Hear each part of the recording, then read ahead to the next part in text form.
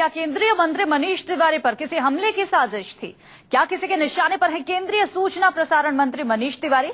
ये सवाल इसलिए उठ रहे हैं क्योंकि आज चंडीगढ़ में मनीष तिवारी के घर के बाहर से तेजाब की बोतलें बरामद हुई हैं।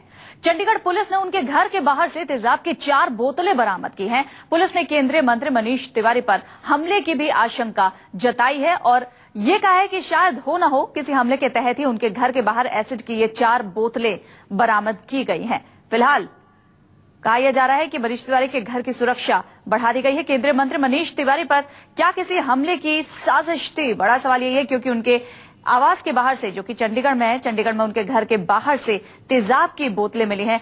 पुलिस ने इनके घर के बाहर से 4 तेजाब की बोतलें बरामद की। हमारे संवाददाता रमन कुमार इस पर ज्यादा बातचीत के लिए हमारे साथ जुड़ गए। रमन, क्या है पूरी जानकारी? देखिए, मनीष तिवारी अमूमन फ्राइडे को अपनी कॉन्स्टिट्यूंसी जाते हैं, लेकिन इनका प्रोग्राम था कि चंडीगढ़ जाके चंडीगढ़ में कुछ लोगों से इनका मुलाकात का प्रोग्राम था, इसीलिए चंडीगढ़ के बाद ये लुधियाना जाने का इनका कार्यक्रम था।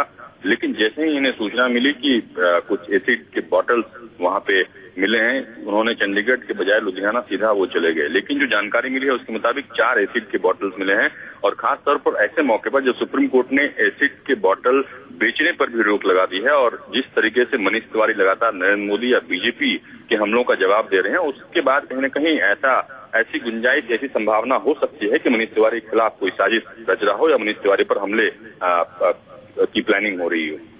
जी, इसके अलावा क्या पुलिस ने अब तक कुछ साफ किया है या फिर अभी तक कुछ ऐसा साफ हो पाया है, कोई विटनेस मिल पाया है जिसके मुताबिक ये पता लगा हो कि क्या कौन थे वो लोग जिन्होंने इसको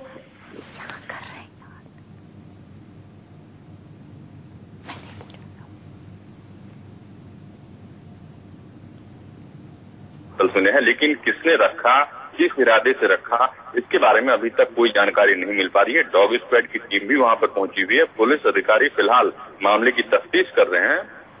पूरे हालात के बारे में अभी तक पुलिस अधिकारी के सामने खुद भी क्लियर नहीं है कि आखिरकार किस इरादे से इस बोतल को वहां पे रखा गया है। लेकिन मनीष तिवारी के कार्यक्रम चंडीगढ़ जाने का था और उसके पहले इस बोतल की मौजूदगी से कहीं न कहीं अब पुलिस इस बात से इनकार नहीं कर रही है कि हो सकता है कि मनीष तिवारी पर हमले की कोई कार्रवाई हो।